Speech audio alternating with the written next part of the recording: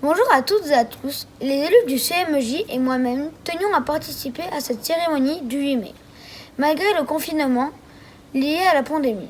Nous contribuerons donc à cette cérémonie avec la version 2.0 à partir des textes de l'UFAC, Union française des associations des combattants.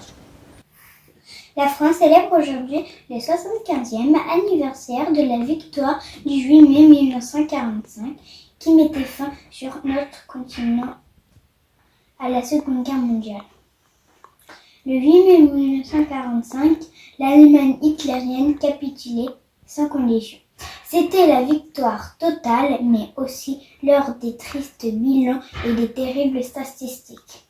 Près de 50 millions de victimes militaires et civiles, 10 millions avaient péri dans les camps d'extermination et de concentration, dont l'horreur en était révélée au monde.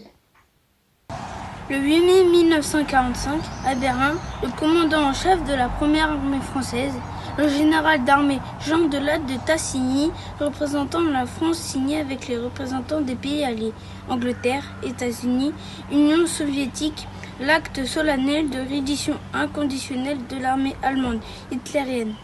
Pour le général Jean de Lattre de Tassigny, cette victoire du 8 mai 1945 marquait pour la France le temps de ses souffrances, le retour de son prestige, le triomphe de son idéal. Occupée, meurtrie, pillée, la France avait vu les meilleurs de ses fils emprisonnés, torturés et abattus. La victoire dissipait son cauchemar.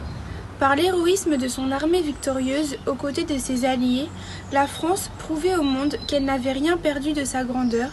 La victoire la retrouvait fidèle à ses traditions séculaires pour la sauvegarde de la liberté et de la dignité humaine. C'était également le triomphe de la résistance et des forces françaises libres avec la 2e division blindée du général Philippe Leclerc. Elles avaient libéré Paris, puis accompli le serment de Coufra du 2 mars 1941 en faisant flotter le drapeau français sur la cathédrale de Strasbourg avant de terminer leur épopée guerrière à Berchtesgaden. En ce 75e anniversaire, honorons la mémoire de tous nos morts, soldats, aviateurs, marins, résistants, déportés, fusillés, massacrés, prisonniers pour leur courage, leur esprit de sacrifice, leur sens du devoir et de leur engagement. En ces jours de recueillement, l'Union française des associations de combattants et de victimes de guerre, l'UFAC, tient à rappeler le bel hommage que leur rendit le général de Gaulle lorsqu'il prononça en évoquant leur sacrifice cette épitaphe. En rendant le dernier soupir, vous avez dit « Vive la France! Dormez en paix!